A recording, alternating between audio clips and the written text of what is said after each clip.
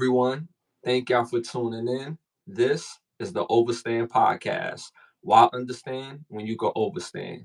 I'm your host, Ashley Lovechild, and today I'm joined with a special guest. This man is a mentor, author, motivational speaker, one of the best in the world, number one to be exact with the youth. That's big time. Also, entrepreneur, family man, and just out there doing this thing and blessing the world. My brother, Mr. Jamar Blackmon, aka J Black. Thank you for tapping in with me today. Oh, yes, sir. I'm just very, very happy to be here, man. We go way back. You already know. You already know. I know this man for over, I hate that I'm telling my age a little bit, but I know this man for over 21 years, y'all. So this man's story and journey is something that I had to make sure that you guys heard because it is something that I don't think that most people could fathom where you could come from and where you could end up. So let's get right into it. First question, let the people know where you was born and raised. Okay, well, before we get into the questions, I got to start this off right, but they can understand the energy of what's about to take place, all right? So, I feel them 3 words coming. I'm excited. Yeah, so my name is Jamar Blackmon, a.k.a. J Black, a.k.a. the Goal Getter. So, I was actually born in Baltimore, Maryland, but raised Akron, Ohio. Akron, Ohio all day. Um, if you want to go a step further, single mother household. See my father twice in my life, 9 and 27. 9, he was alive, 27 was at his funeral. So with me, I got a ton of goals of being a great father to the top of the list because of what I experienced coming up. So today I'm married, 4 kids, and they'll never experience that part as far as I experienced as far as not having a father. So growing up without your dad, but you have a mom that's there, who's Mm-hmm. attentive, who's holding it down. Um, can you take me back to your youth where like you found like your first interest growing up? Interest. So my mom, she wrote, produced, directed plays. So I always been on stage my whole life. So I think with me, the stage, I always been on stage. I always went to performing arts schools.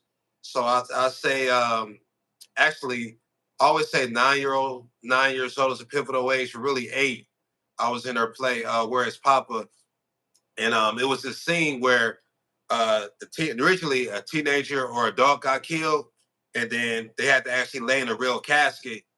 And originally everybody was like, "Fine, yeah," they had no problem with it. But when the casket actually came, and they had to do the part, it's like, "Oh no, we scared to get in the casket," so everybody was freaked out. So she said, "You know what? Don't worry about it. My son to do it." Like she didn't even asked me, but that part, they told us, it's a real casket.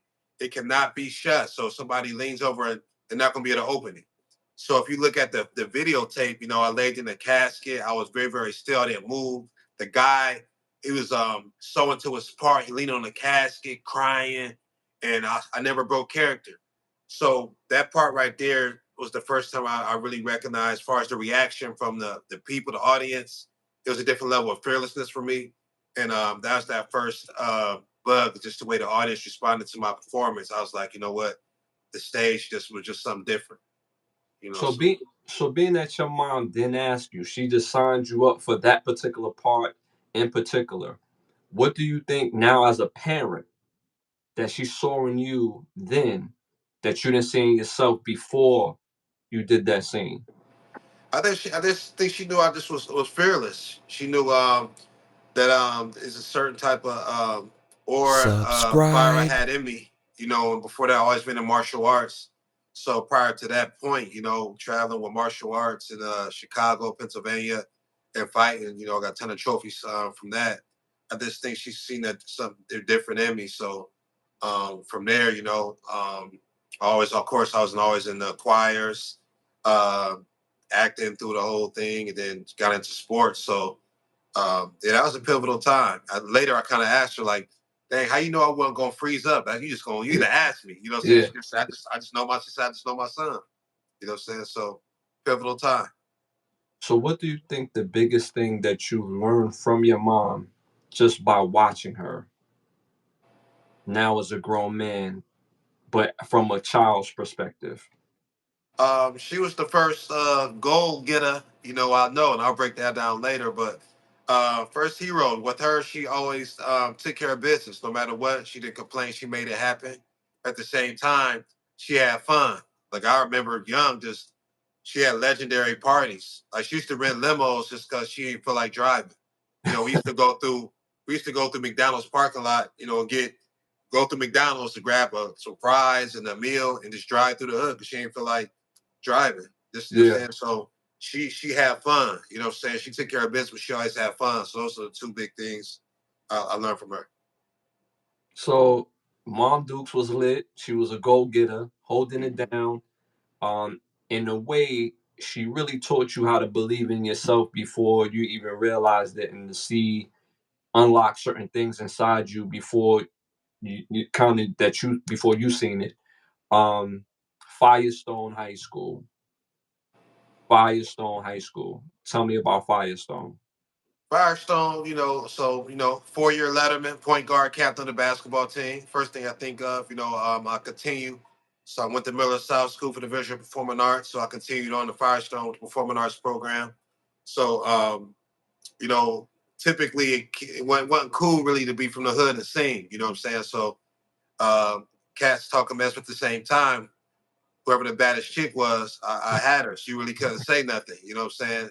And then I was like I said, I'm on varsity, you know what I'm saying, as far as Yeah, hoop.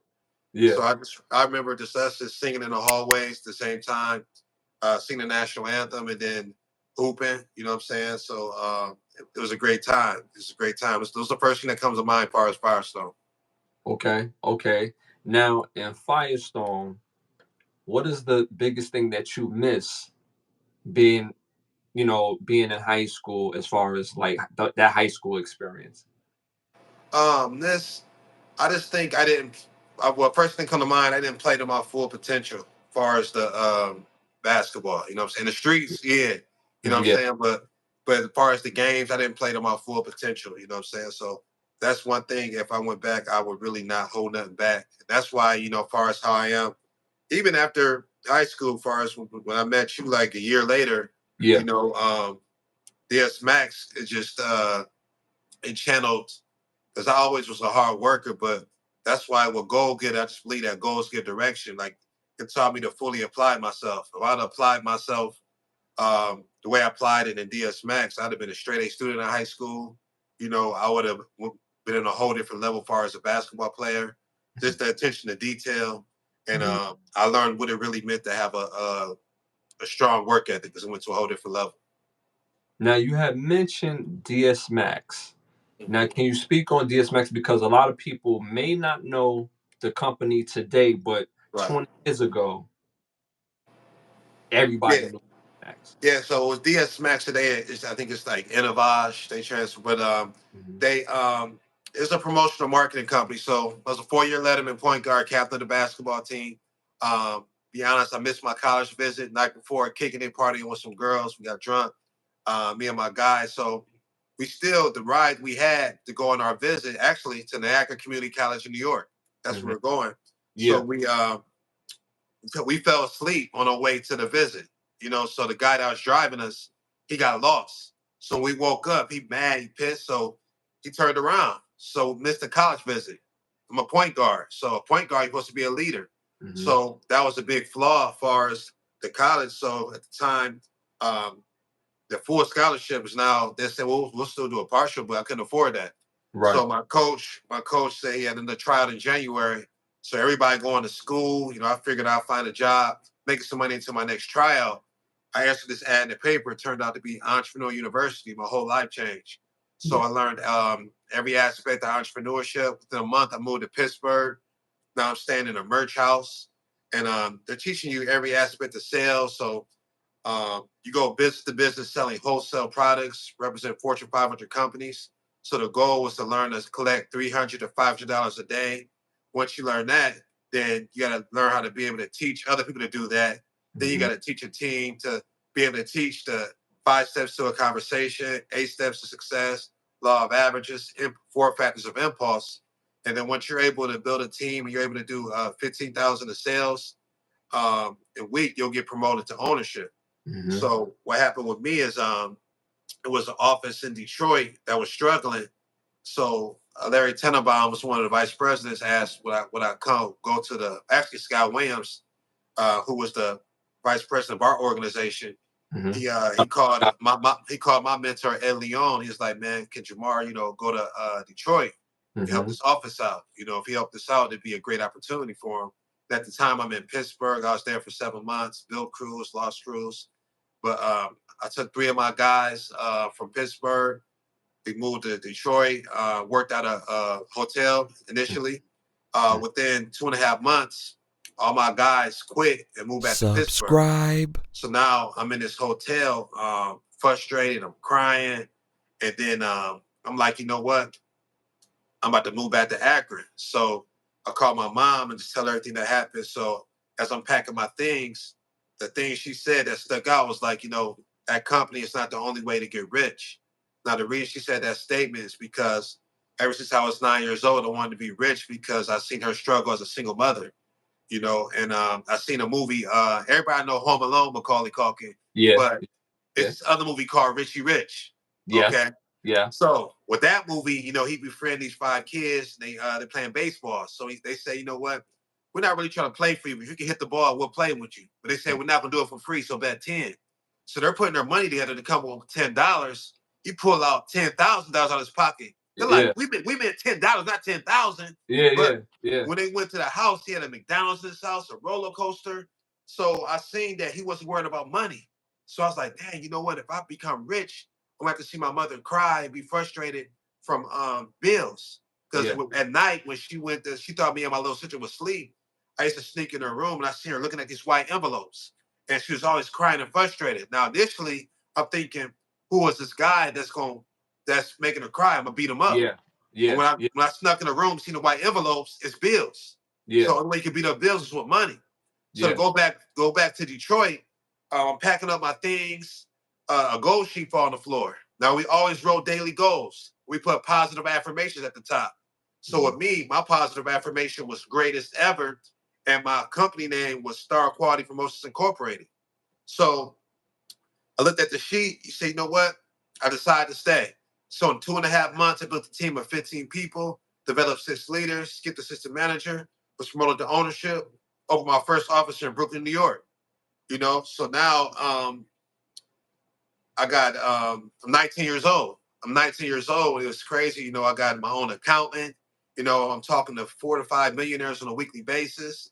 I got a captain of police department on payroll, off-duty officers on payroll, and my whole life changed. And now I'm able to provide opportunities for like 40 distributors. So that was the power of the business, and 100,000 worth of merchandise was on consignment at all times. So now I got the opportunity to really, I'm in control of a multi-million-dollar business. I'm able to access to really make this type of money if I put in the work. So that's the business. So like I said, my whole life changed, and that's actually where I met you at. Yeah. And I remember you was like, man, hold on, are you 19? You know what I'm saying? And this is your company, And I remember doing interviews with cats with master degrees. They're like, man, I went to school for all this, but you on the other side of the desk. So it's like, I'm playing the game wrong, But that was the business, man. And that's when I learned the power of mindset, the power of not giving up. Like I was the only black guy initially, like staying in the merch house when I was in Pittsburgh. So that's when I learned that greatness resides outside of your comfort zone. And also greatness has no color. So I was studying everybody, and me just being an athlete, my competitive nature, it was this guy, Derek Athey. He was a year older than me. So I see him go from phase 2 to phase 4. So in Pittsburgh, so plenty nights us just in Pittsburgh, just shooting hoops, just talking about the business. Very, very competitive. So my mindset was teach me what you know now, I'm gonna kick your ass later. Yeah. So I just really locked in like I never did. All I did was watch I remember Rocky movies. That's all I watched, Rockies, and now I'm reading books. You couldn't get me to wear a suit. I'm wearing suits. Yeah. Everything my mentor Ed Leon did, I did. What I'm saying? And I just took everything to a different level because the other cats, they had families. I'm only 18, 19 at the time. So it was just the business. I even broke up with my girlfriend at the time. She went to Ohio State. I chose the business over her. You know what I'm saying? Yeah. So I was so locked in. That's all that mattered to me. So it was a different level of sacrifice and determination. So you had mentioned merch house. Tell the people what a merch house is within that business corporate structure. So a merch house, you stand with four other people that's in the business. So it's just you and these other guys, and y'all in the business, and this is an entrepreneurship. So if you don't sell nothing, you don't eat. You don't sell nothing, you're not able to pay your bills. And Mm-hmm. also with this business, when you're building a team, you start the day when you start doing day of observations, which is taking out people in the field to actually teach them to do what you do to build a team. I used to take it normally. Now I got to the point I'm taking out 2 day of observations. So before my day start, I'm already $100 in the hole. So I'm in Mm-hmm. Detroit. So I had to make sure they made $50 a day, and then my hotel was $50. So Mm-hmm. so automatically I got to make $150 a day. So with me, this was a separation because we know we're in the field probably from like 8 to like 4 or 5 and get back to the Yeah. office. Yeah. Everybody else was going home. See, Yeah. I'm grabbing an order going night merchant. So Yeah. it don't matter if you thought you was the high roller, because the person else, the high roller who was made the most sales that day, Yeah. got a chance to run the morning meeting the next day. And you Yeah. want to be the person to run the morning meeting because that's how you're able to build and show you're the next owner. So people will be pissed because they all high thinking they run the morning meeting next day. Yeah. I stayed out to 1 o'clock, bar hopping, whatever I had to do. If I high roll by $1, and Yeah. then they'll say the high roller back then it was Jamar the Star. So Yeah. then I'm running the morning meeting. They're Yeah. like, man, what the heck this dude? So the respect level was different, Even when in the Detroit, the owner, he was gone. So I took that office from 10,000 to 40,000 in sales a week. I've changed the whole office around. So when he came back, everybody thought, I'm wearing suits all day. Everybody thought I was like 24, 25. When they said I was 19, they was like, what? Stu, Yeah. 19? Actually, Yeah. 18. I was 18 then because I turned 19 when I came out to New York. They was Mm-hmm. like, what? This dude 18? So um, the respect level was different. Even also something was powerful. Um, the respect level for me, I got in a car accident. I came home for Thanksgiving. I got in a car accident on the way back. And something that was powerful for me that changed me forever. Um, well, first all, it was a blessing because I fell asleep on the expressway, Mm-hmm. and I lived through that, and no Yeah. scratches on me or nothing like that. But the front part of the car was total. So Yeah. when I got back to the office, Ed Leon, he was like, "Well, when you're an owner, there's no excuses. Your business still have to run." So he still actually made me go out in the field that day, and I'm pissed. I'm angry with him. I'm like, "You serious?" Mm-hmm. But so when I got in the field, I'm messed up, what I'm saying? But I decided to actually I got myself together. Let's see, Jay-Z, The Blueprint, that album was out. Yeah. So I remember listening to that, and I collected $300 that day. Mm-hmm. But I seen then, I was like, wow, when I got back to the office and they was like, man, this dude got in a car accident. He went out and he collected 300. The respect level was different. Yeah. So that taught me, far as an owner, entrepreneur, there's no excuses. You got to make it happen. That when I got to New York, you got to look at it like my building rent was 2,500 a month. My Mm-hmm. apartment rent was 1,200 a month, plus utilities. So it was no excuses. So Yeah. that owner mentality, so that really stuck with me. So the foundation of everything I'm doing today goes back to that time, far as DS Max. You know what's interesting? My second day when I started, because this is when my daughter she was on the way, and this Right, was at the time while I was working at Modell's, and that Modell's check wasn't going to cut it. So when I answered that ad, I was like, yo, I gotta make some more money. They told me paying me good money. So when I go down there, and the first day is cool, y'all make sure I walked away with some money, but I'm fully not understanding what's fully going on as of yet. So right, the day I'm like, yo, I only got $22 in my pocket. And then you came out and I thought I was going to get another 50, but you made sure I was whole with the 50. So I'm like, so all right, so either I make 50 a day.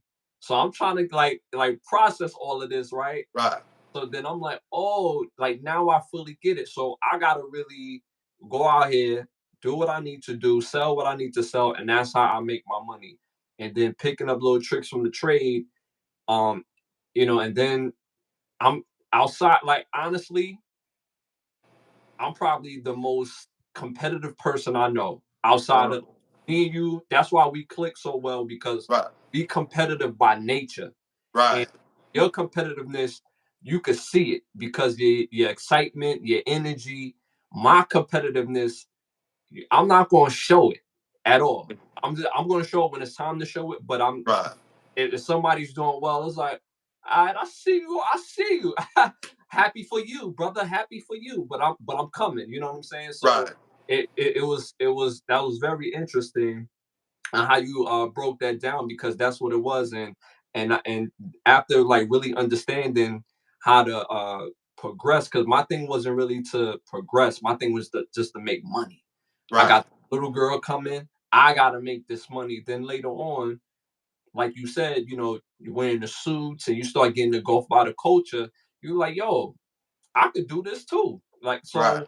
so that was the whole part of it. And at that time, like you had mentioned prior to, it was star quality at the time. So Right. it was very interesting when you said that because of those particular steps. Now that company with the structure that they had and where you at today, what is the biggest foundational tool that you use every day for all the things that you do, whether it's motivational speaking, entrepreneur, author, mentor? Like, what is the biggest foundational tool that you receive from that? Well, it's really the mindset. You gotta think like I'm a motivational speaker, but nobody else in my lane, my field can really relate to me because I was trained in motivational speaking from a sales marketing aspect. So me, I had to outsell everyone to earn the right to run morning meetings. You know what I'm saying? When I was running morning meetings, these had to get sales professionals excited, go out there, rain, sleet, or snow. You know Hmm. what I'm saying? So it's a different perspective, different mindset. Like goal getter, the mindset success is the only option. We don't believe in failure. We either win or learn. We make the adjustments. I had to constantly make adjustments. It wasn't no failure. It's like, okay, what's the adjustment? Even with your leader, Ernest, like Ernest and Ianga, like they Shout out to Ernest. right, shout out to my guy Subscribe. my Ernest, man. With Yeah. them two, man, the level of responsibility, that time entrepreneurship, that's what part really broke me down. Me having to lead the game is because with Ernest, like his mom died, you know what I'm saying, while he was with me in New Right. York, you know what I'm Right. saying, building business, put in position. Naanga, she signed her daughter over to follow me to New York, you know what I'm saying? So when I wasn't able to actually achieve a goal as far as getting them into a position, that definitely messed me up for a while. So just the mindset, understanding that obstacles happen in life. And when I break down goal getter, the mission it says a goal getter grinds to greatness every day, aims to be the best version of themselves every day, understands that adversity is a part of the journey to success, and we embrace it. We never give up. Mhm. Success is the only option. That's where that come from. You know what I'm saying? So fast forward today, me having a team and everything I'm doing, I constantly grab from the moments. There's nothing you can tell me as far as achieving anything because I know what it's like to write something on a business name on a piece of paper and actually see it be on a building. Mhm. You know what I'm saying? So it's a whole different mindset. We'll go my mentoring program, go get an academy to see the progress we got with that. We got over 40 young kings and young queens in the program, year-round program. Started in 2018, which was the same year I actually said that motivational speaking was my calling. But to see where it's at today, we had thousands come through the program as far as events. To 2023, we just started getting grants, but before this, funded out of pocket. And I just had to always make it happen, even when it didn't seem like I had it, being a provider, my wife having worked in 13 years, you know what I'm saying? Mhm. So still being able to be there for my community and my mentoring program and still progress in my career. It's just all go back to the mindset, just success is the only option. So you mentioned Go Getter Academy. I was actually going to get into that, but we could Yeah. get it now. What is the where do you see Go Getter Academy in the next 10 years? So the next step, because I've had so much success with it, as far as where it's at now, I developed a curriculum. So now we're a national program, but now in 10 years, it's going to be actually go get academies in different schools all across the nation. So that's the next step, So that's the next step. So I got my curriculum actually down. So now when people bring me in for our speaking engagements, then from there, the next conversation is Go Get It Academy, just as far as them pitching the curriculum, you Mm-hmm. know. And then I got different packages as far as me just actually coming once a quarter and actually training the teachers and the staff, So that's where Go Get It Academy will be as far as the next step as far as 10 years from now. So, what is the immediate impact that you have seen with Go Get It Academy opposed to it not being a thing? Now that it is Um, a positive effect of the community. oh man, I got so many success stories. I said a kid bring 3 Fs to 3 As. We did cats lead the streets. As far as like teenagers, as far as who went from having a gun case to actually getting back into school and graduating. I got a lot of grandmothers raising their grandkids. A lot Mhm. of single mothers. So the progression as far as academically, as far as the respect, as far as at home, because I believe that school is the first home. So we got something called behavior ranking. So we got a community app with all the parents. So Mhm. every Monday, all the parents give me a ranking 1 to 10, 1 being terrible, 10 being great. Everybody in Go Get It Academy, I expect to be between an 8 and a 10. Now, the Mhm. numbers below an 8, it's 100 jumping jacks, but not just for them. Everybody in Go Get It Academy. Now, Mhm. we've done 1,700 jumping jacks before, Right. but the following week, we only Right. did 300 because everybody understood that their actions affect more than them. And the Mhm. purpose of this, being raised by a single mother, I always want to be a great teammate to my mom. So first and foremost, I want to be a great teammate to the parents. Second part of behavior ranking is to be the best version of yourself in school.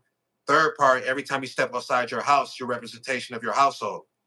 And fourth is whether you grow up to be an entrepreneur or work in a corporate setting, your actions affect more than you. So it's teaching you responsibility.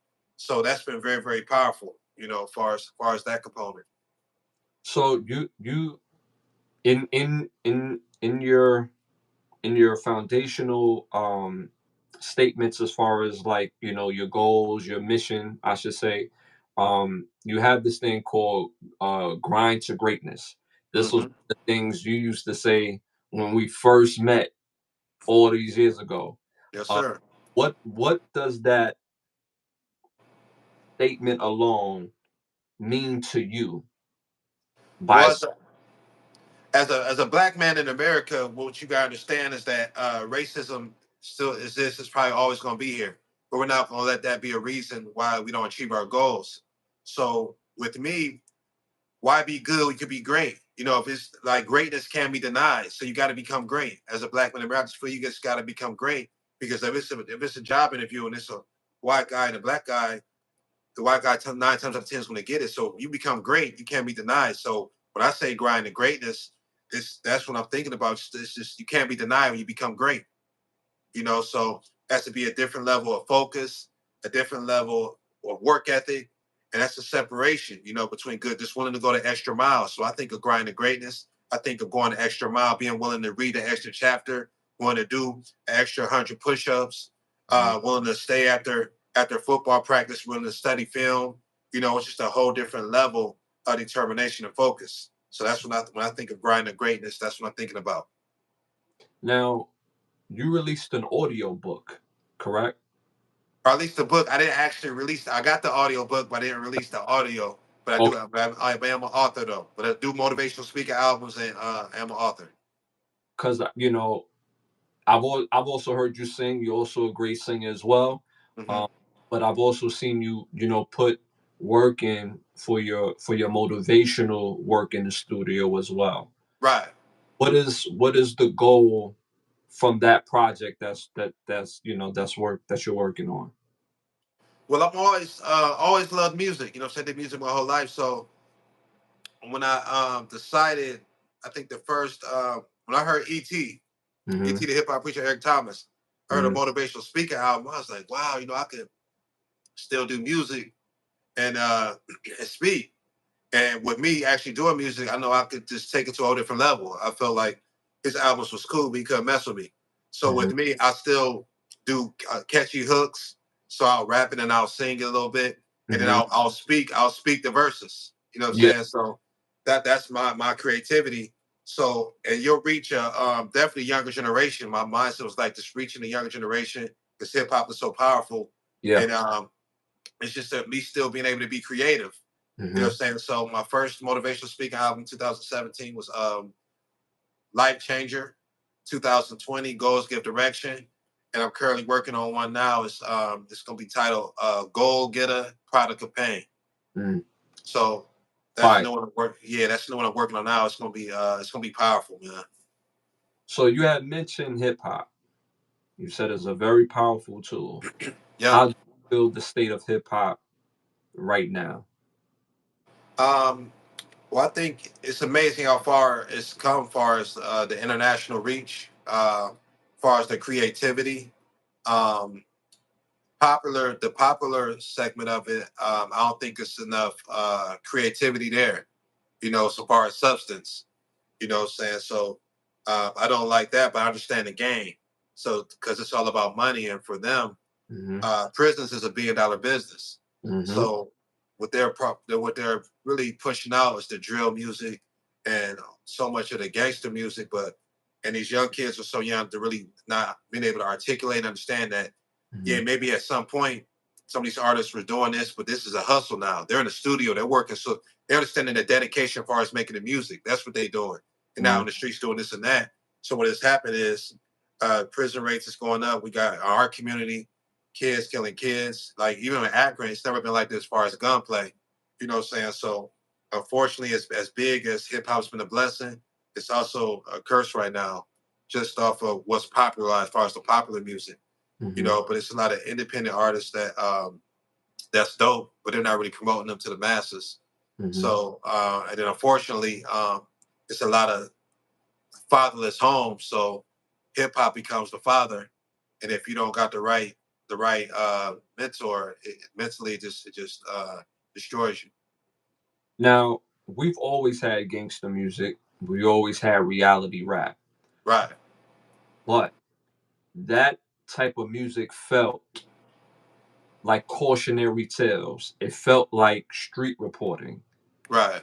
This particular music feels like I'm gonna talk about it, then go do it, and then go get locked up or take penitentiary chances. We've seen a lot of beefs, whether they're rooted in Subscribe. substance or not. Do you think it's important that hip hop have a way to settle beefs within hip hop? Um,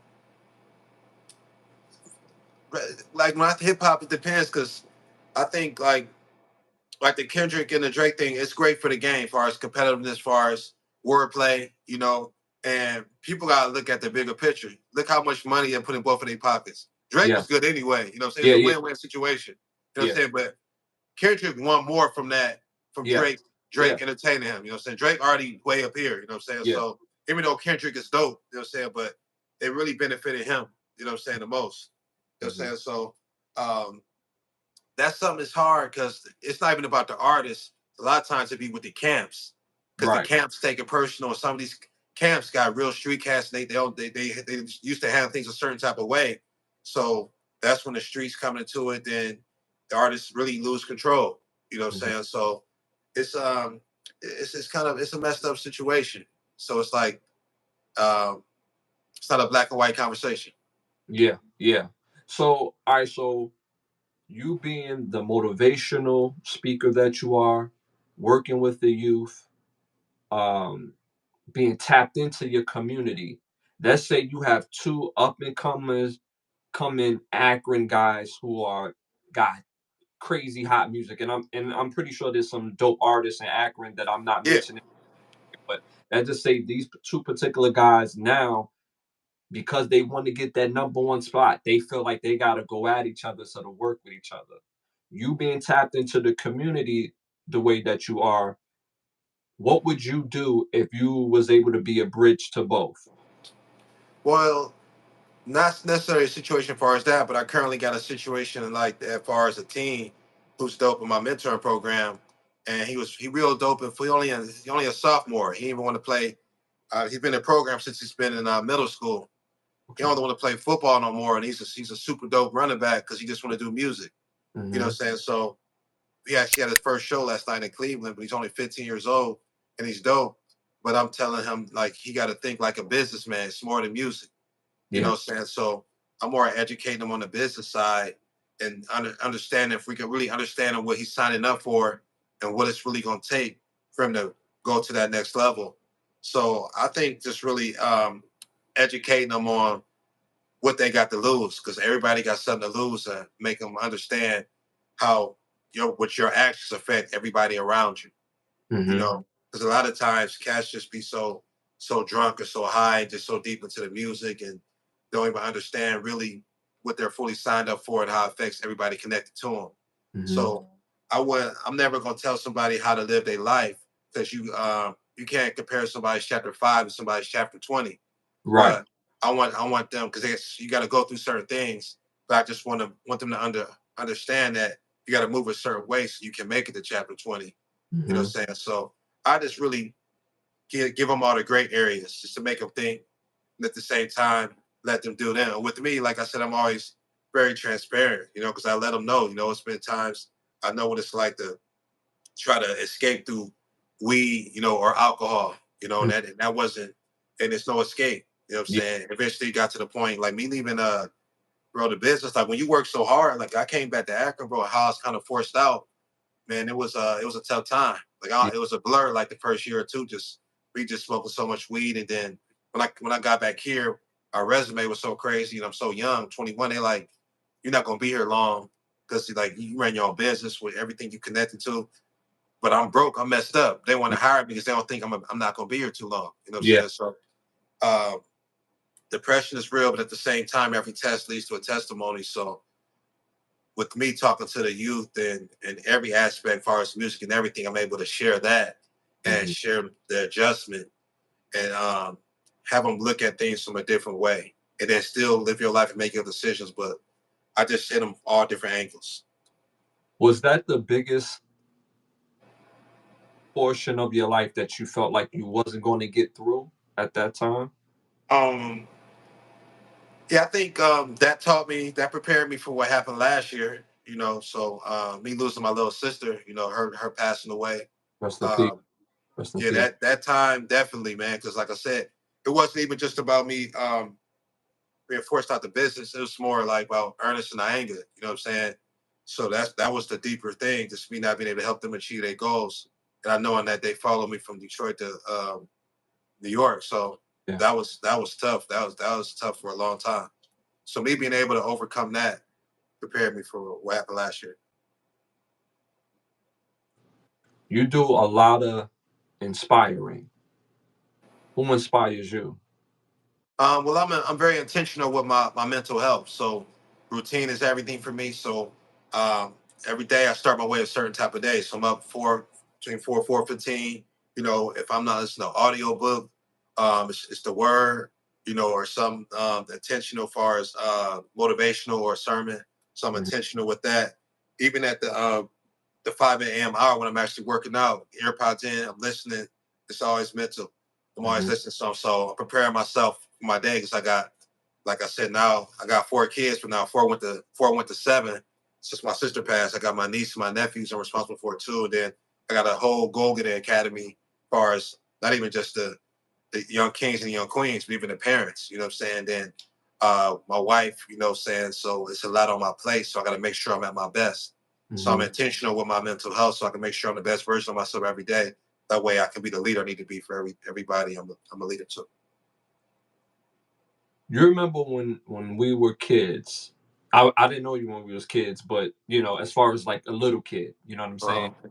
Uh, And you see the car that drove past, and you're like, that's gonna be my car. yeah. You see the girl that walked by, be like, yeah, that's gonna be my girl. That's gonna be my house. Or did you become the dream that you seen for yourself as a kid? No, because I always looked at me as doing music and being in the NBA. So those are the two things. But at the same time, which is dope, because I'm so free, what I've created. I'm really on track. It's very, very important for me to become a multimillionaire thinking outside the box, not being an athlete, entertainer, or a drug dealer. Hmm. So I'm on track. So I love the direction I'm in. And it's funny you said that, because um, 9 years old, is a pivotal time for me, because my neighbor's brother was killed in front of his wife and kids. And that moment was which really kept me focused, and I really dived really deep into the streets because this guy used to give us money. He always had the Jordans on, had a nice car, but he was a drug dealer, Yeah. you know. And there's a different side of the game, so I seen a different aspect of the game. So at the time, I wanted some of the same things he had, but I wanted to do something positive. And I seen the lasting pain from my neighbor because I was his brother. So I was like, wow. And I played with his kids. So I was like, wow. So some of my same friends from that time, they grew up and went from stealing bikes, to robbing people to drug dealing. But me, I knew the power of surroundings from that moment because I made it to a school called North South for the Visual Performing Arts. And then my whole life changed because I'm exposed to something different. All these white people come up to this school. My mom was like, definitely pay attention to this school because all these white people coming from all these to this school in the middle of the hood. Yeah. It's a performing arts school. Now we in Broadway productions, we traveling, doing all this stuff. And now I've seen the power of surroundings. You hang around with 4 alcoholics, you be the 5th one. Right. You hang Yeah. out with 4 millionaires, you be the 5th one. So now my surroundings changed. So now it got to a point it didn't make sense for me to be around certain people. You know what I'm saying? So that school, I would have been a totally different person if I didn't go to that school. And it's kind of funny. My daughter, it's her last year at that same school. She goes to the school for the same interest area, but it's different because for me it was she didn't grow up like me, Yeah. but it was an escape from the hood for me. But for her, it was being connected with talented people, Yeah. like-minded people. You know what Yeah. I'm saying? So it's crazy how life works. So that particular situation for you pretty much saved your life. Pretty much being at that particular school, being having the ability to be in sports and into the arts. Now, as far as sports, you already had mentioned that you was lined up to get a scholarship. Things Mhm. didn't work out the way they were supposed to at that particular time.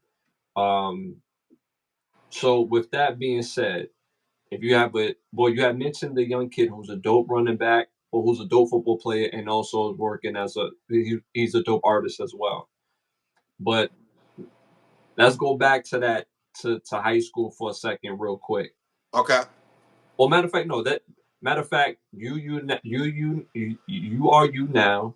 What are you saying to that kid at that time before he's Uh, going to you? What are you saying to yourself, the younger version of yourself? To clean up the question, my fault. To clean up the what are you saying to yourself at that time?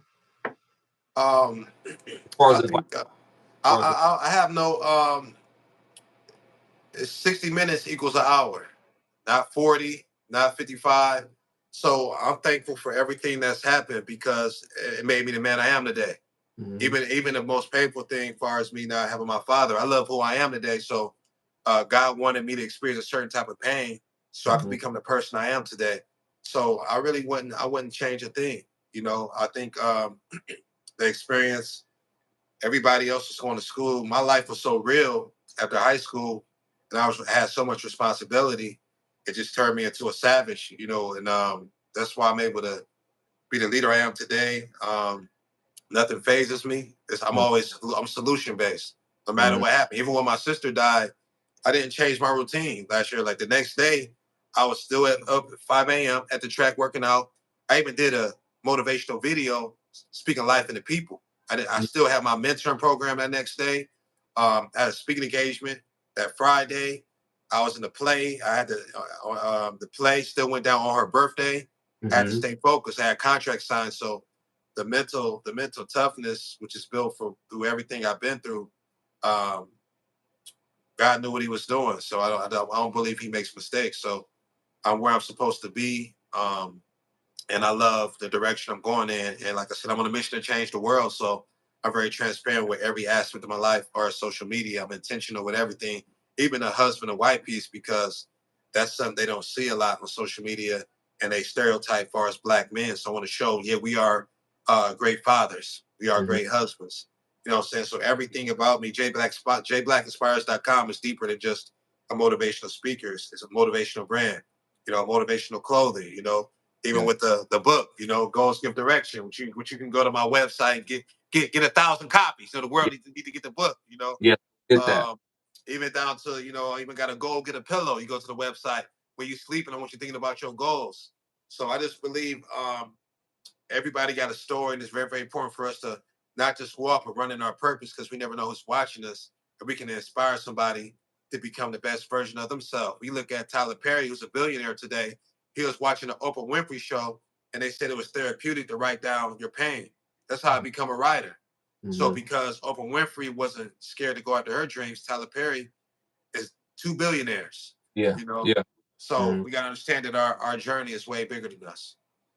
So you had mentioned your family. Uh huh. How pivotal is your family to your journey right now? Oh, everything, man. Like I said, it's I didn't grow up this way, so it's dope just even looking at every day, just waking up, looking at my wife, my four kids. Um, Now, I'm a granddad, which is Yeah. crazy. You know Yeah. what I'm saying? Yeah. So, and then me knowing that I gotta be that positive male influence for even my grandson. You know what I'm saying? Because I don't know how that's gonna work. So that's even more with the legacy. So um, I tell people it's very, very important to master your Y buttons. So Y buttons will give you, when you feel your tank is on E, it'll give you the fuel to keep going. So my family is one of my Y buttons. I think I'm dead tired. I can think about them and get an instant boost of energy. I have a quote. Tell me, tell me the significance of this quote. Tunnel vision is required to elevate. Yeah, I think, and when you gotta understand that when you got tunnel vision, real tunnel vision, everybody's not gonna understand. You know what I'm saying? So you're gonna lose some friends. People gonna think you acting funny, and that's okay because God didn't give them the vision.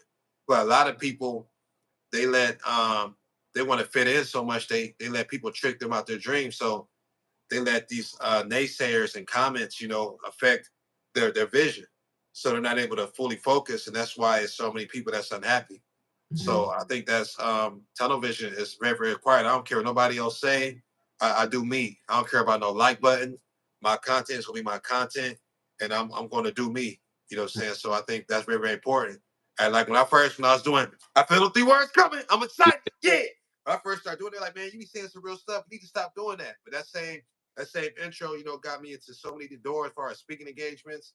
Um, so many the LeBron James school when it first I wrote down on my goal sheet that I was going to speak there 3 months after it opened. I was there. I was at a networking event and I did me. I'm just going around promoting the different tables. And the Mm-hmm. guy that actually had a program there, he had to go out of town for a couple of days. He reached out to me and said, "Can I run this program for 2 days?" And that's just me, just being me, no Yeah. matter what. I don't Yeah. care. I'm just going to be me. So I don't water myself down for nobody, and that's why I'm in the position I am at today. And I feel like I'm still in the mud. You know what I'm saying? So the best is really yet to come, and success is the only option. Now you chose these 3 words. I'm excited. Yeah. Hmm. Why those words in particular? You know what? It just came to me. You think back once again, go back to DS Max days. Bro, I used to think it's 6 o'clock in the morning, and these Yeah. white boys are super excited like crazy. I kept the same thing. I kept the same formula. You go back, you seen how we was that Yeah. early in the morning. You know what Yeah. I'm saying? So I just know the energy you put out, it comes back to you. So me, everything is sales and marketing. Everything is sales and marketing. We was on the field. We had like 5 seconds to get people's attention. You know Yeah. what I'm saying? If not, okay, next person. Law of Yeah. averages. More people you talk to, better chance you got making a sale. So with me, it's impulse. Real Mhm. quick, get their attention. That's what it's all about. So for me, it's sales. Everything is sales. Even down to like I eat, sleep, breathe. Every day I'm wearing my brand down to the shoes. You know what I'm saying? So that's what it was about. Just getting Mhm. attention. Mhm. Then they'd be like, dang, this dude crazy. Then once I got the attention thing, oh yeah, he's saying some real stuff. Okay, what's up with this dude? Yeah. So uh that's all it was about. Okay. Okay. So again, going back just a little bit when we met in the DS Max days and having that energy in the morning, I'm like, yo, I don't drink coffee and I don't want none of that. Like, just the Right. it was just like on a whole nother level. Yes, sir. So it took me to that time, and other people from Brooklyn, when they used to come in there the very first time, is really Right. like culture shock because Yeah. typically for those who watching that is not from New York, New Yorkers, we're not generally excited in the morning. No, Especially at all. we're quiet. We'll come do our job, but it's we going through a metamorphosis. We in here and we're working some things out. We're not Right, going to be typically excited. So for me, it was a culture shock. For other people, after I got acclimated, and I'll just sit back and look at this person's face and be like, yeah, they about to feel it. I can already tell. And then you come out from the back of the office like a wrestler, with just a ball of energy is what I'm trying to get at. Because right, so it was like it was so funny just to see that reaction from other people. Be like, yeah, right. yeah, I know you're just gonna feel it. Um, so yeah, so we spoke on motivation. We spoke of competitive nature. So that's segue to something that you love doing, which was sports, and which was basketball in particular. What do you think of the NBA today? Because you play ball, Right. so not pause, but you play basketball. What do you think of the NBA today? Because this is basically a new NBA that we're seeing right now.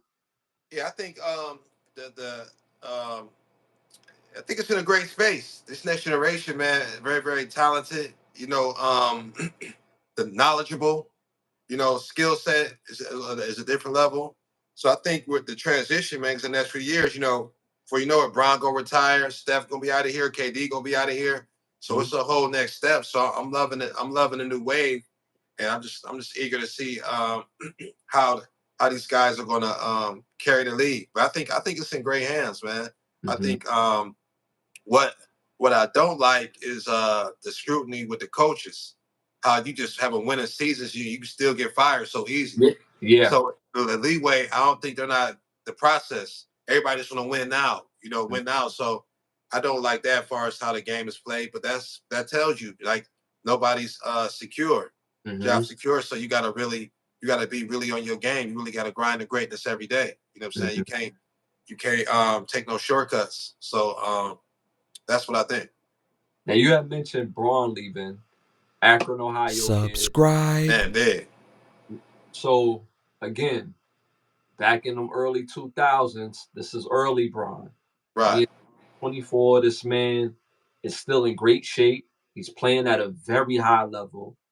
Um, Seeing his career, what have you enjoyed most just watching him play throughout his career and being a kid from Akron? But it hit different when you from here, man. Because I remember him just like say 2 years behind me, so I played against him. Um, your viewers might be hard for you to receive this, but the Shooting Stars team, we beat that team. You know what I'm Right. saying? So I was eighth grade, he was in sixth grade. But just seeing him far as his dedication, like just so young, man, he wasn't all at the hood parties. He was just so focused. I remember the growth spurt. He was my height in August. Next thing, November, he was 6'5". You know what I'm saying? So I'm like, dang, you know what I'm saying? Then before high school ended, he's 6'8". The amount of pressure he had on his shoulders for him to just exceed expectations. And to me, he's the GOAT. You know what I'm Yeah. saying? No, nobody's ever had the expectations that he's had. Jordan went to college. This dude came out of high school. You know what I'm saying? People don't understand the significance of that. He never had a Phil Jackson. You know what I'm saying? So um, for him to win the different championships, different teams, the final so many years. A person that we know is a past first player is the number one scorer, and he's still playing. Like that's it's just crazy, man. So to see where he at, even far as just a family man, this last year, for him to be so, you got to think about the discipline.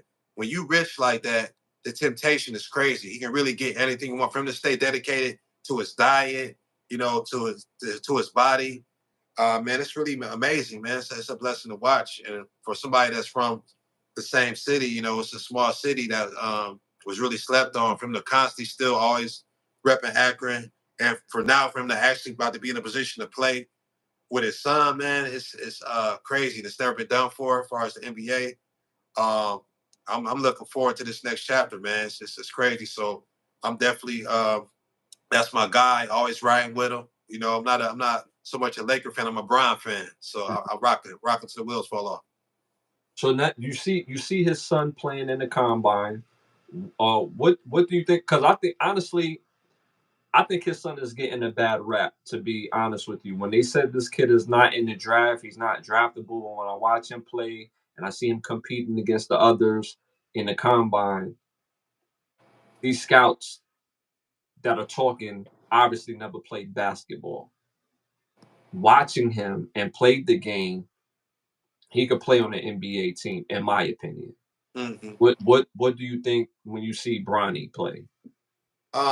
I think of hard worker, knowledgeable. He got the greatest teacher ready to learn from right now. He lives in the house with him, so you got to think about the wisdom that he has on every aspect, as far as the game, as far as nutrition. Hearing him speak now, because they never, which was smart, they Right. never really let him speak. So now he's able to speak and speak for himself. So he's very articulate, very professional. So he's a professional. He's only gonna get better. He had the health scare, so that threw him back. I think he'd have had a better collegiate career if that wouldn't have happened. But he's a professional, so Mm-hmm. he's only going to get better. His insight as far as who he's comparing himself to right now, as far as NBA players, or where Mm-hmm. he's at right now, that's a whole cat's not coming in at that age thinking like that. Right. So I think that I think he's gonna be a solid NBA player, and we really time will tell as far as how great he's gonna be. But he's Mm-hmm. definitely a professional. Yeah. So it's just that his dad is his dad, so he has Yeah. an unfair scrutiny. Yeah. But Yeah. and it's not even take that he's good enough, but it's a business.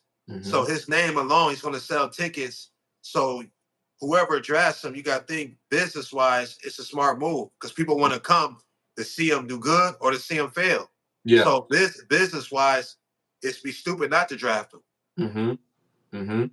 It was interesting.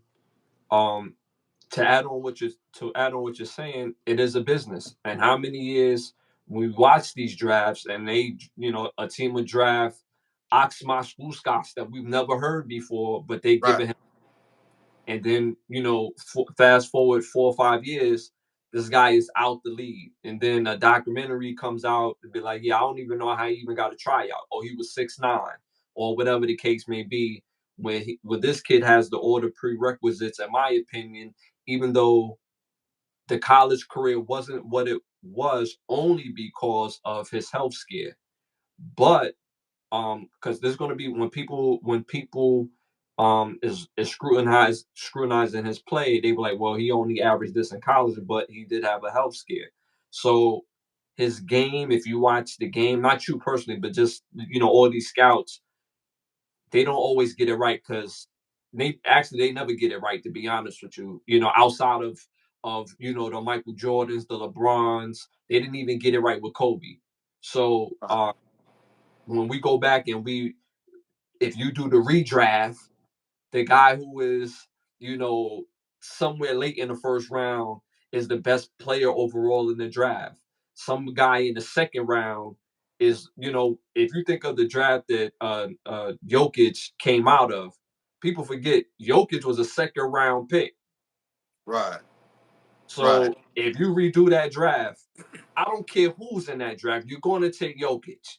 You see what right, I'm saying? So these guys get it wrong all the time, and I think they have the ball wrong for him with Bronny, in my opinion.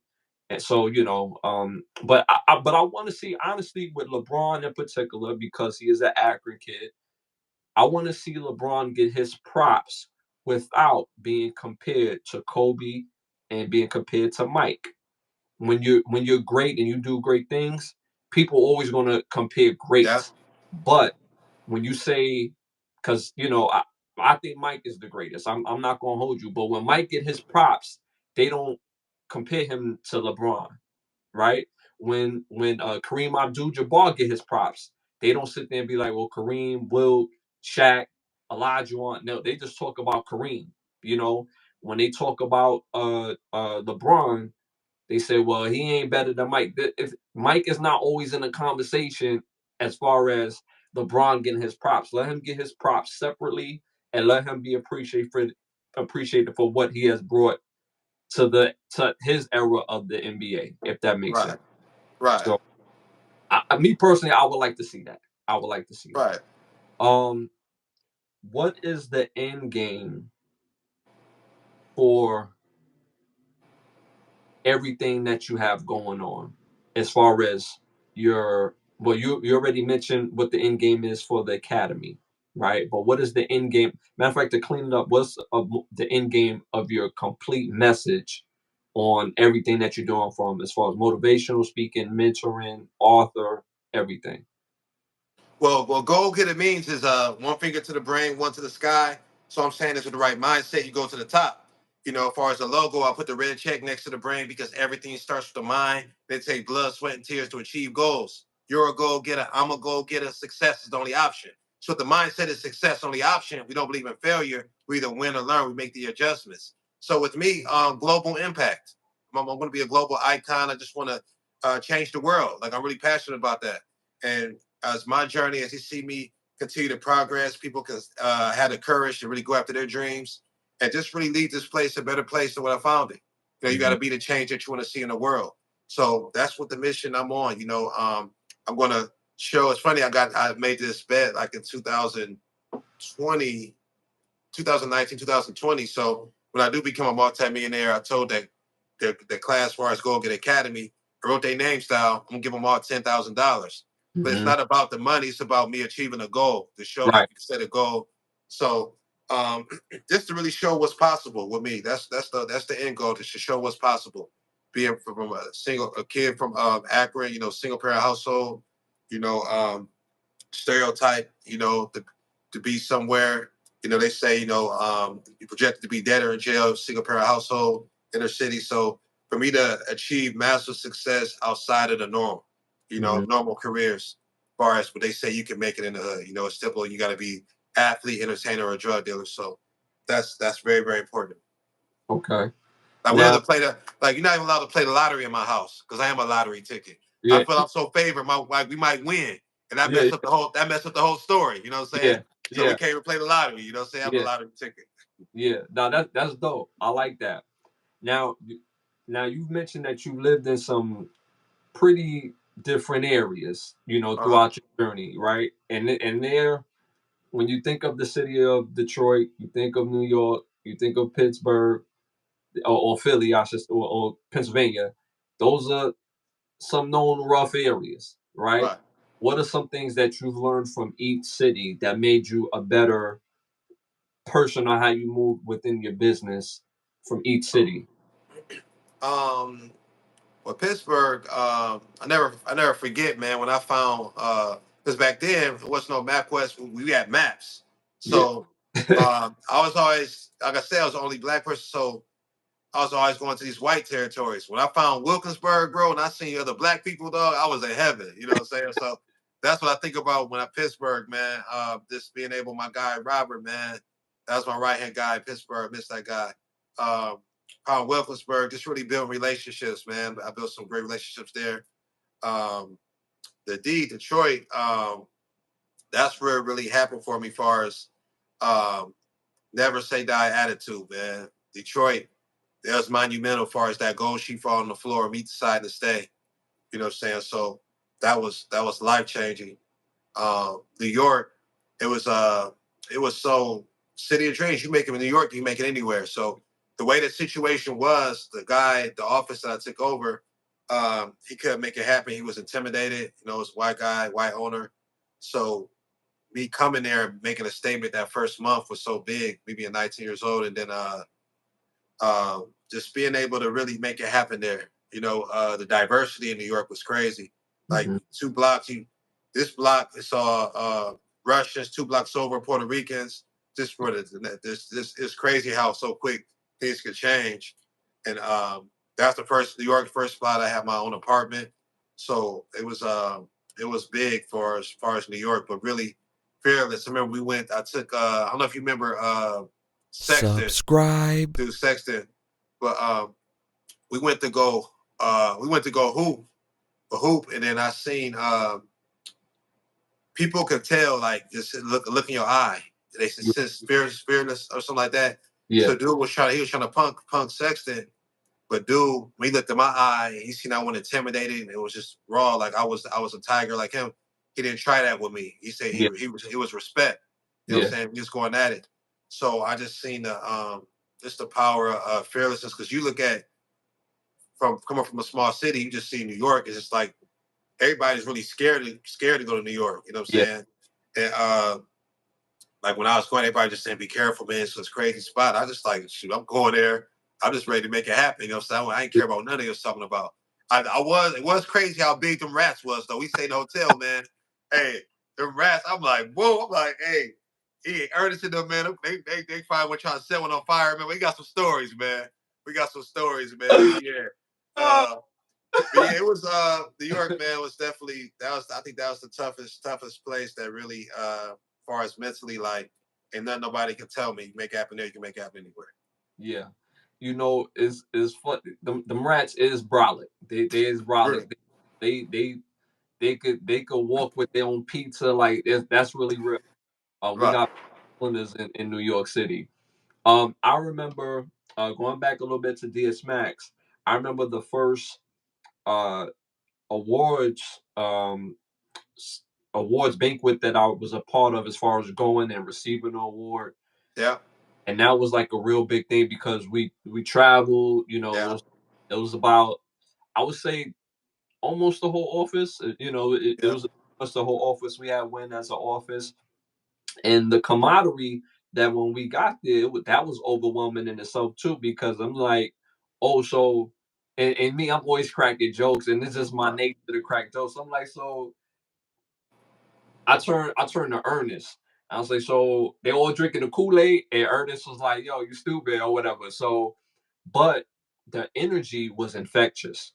Even though I said it as a joke, but I still appreciate the things that I learned from there, because it's funny that you had mentioned all the principles of the foundations of that particular company, because those steps have been a part of my journey and how I've been able to go about business. Yeah. Even when I went out in the field with you, when you took me out in the field, trained me and everything like that, I became like really maniacal about like hitting my goals and getting my money. So that Right. was my main thing. So I remember one time you had sent some people with me or whatever, and I wanted to put them to the test. I want them to see how I move, and my pace was, you know what I'm saying? Like my pace was serious, and Right. um, and you was like, bro, like, I want you to build your team. I want you to be a business owner as well within this company structure. So that way, you will eat, I can eat, and you know what I'm saying? It would just be dope or whatever. But you was already an owner. And I was like, yeah, you right. But I gotta get this money for it. Like that's all I kept thinking was the Right. money. But I'm 18 years old. Right. Order coming. So that's my immediate reality. I I could see ownership because my father ran his own business. Right. So now I'm in a situation where I could possibly run my own business, and then my dad says, "Yo, how much money you got on you?" So I got about like $1,000. You got $1,000? Oh, that's what's up. How long it take you to make it? Well, it took me about like a week, 2 weeks. You can make that in a day messing with me. Like so, those are like the even within like me and my dad, it was always not it was competitive, but I don't want to say he was competing with me. I think he was trying to show me a different way to how to get to the money. You, Right. you know what I'm saying? So Uh-huh.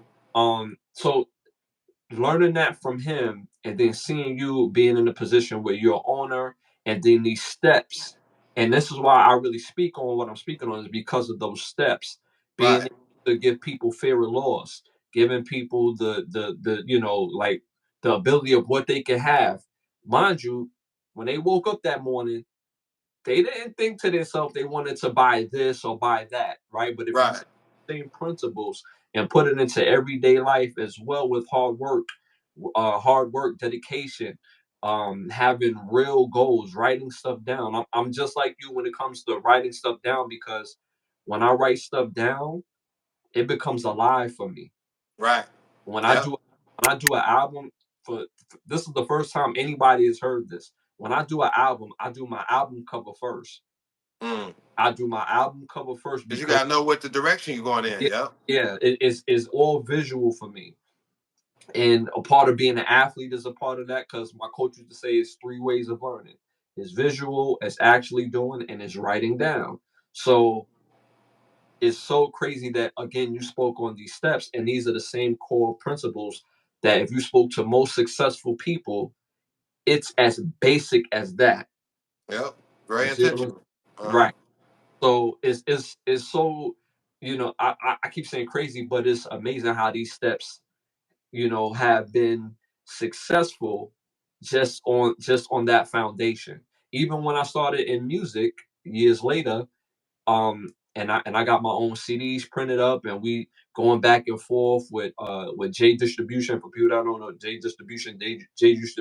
Distribution used to distribute FYE, Target, Walmart when it comes to the CDs. So I Right. know it sounds old, y'all. This is this the ending of the CD days, Right. and I got 3,000 CDs printed up. So my father's like, so like, what you gonna do? What I'm gonna do? I'm gonna do what I've been doing. Like, I'm gonna take my CDs instead of moving merch. I'm gonna go from business to business, Yep. and I'm coming home until I sell 20 CDs a day. Right. And that's how I was able to move all my CDs, Yep. 3,000, Yep. all 3,000 copies, Yep. because I went to all the places in New York. I knew where all the hot spots was as far as, and then I just learned people at a very young age. I Yep. learned people. I learned little nuances. I learned when somebody's playing. I know how to take somebody from playing and like, yo, come on, like I gotta go, and that turns them into a sale because it's a base of fear of loss. It's like, yo, I'm about to go. You know what I'm saying? I got somebody over here that's gonna do business. So I took those same principles Yep. with me to move CDs. And what you did is step number 8 of the 8 steps. Take control. Hmm. Customers, situations, future. So yep, Hmm. still teach the same principles. Yep. Yeah, and they work still to this day. So, but it's just Yep. a way because now we're using social media. Yep.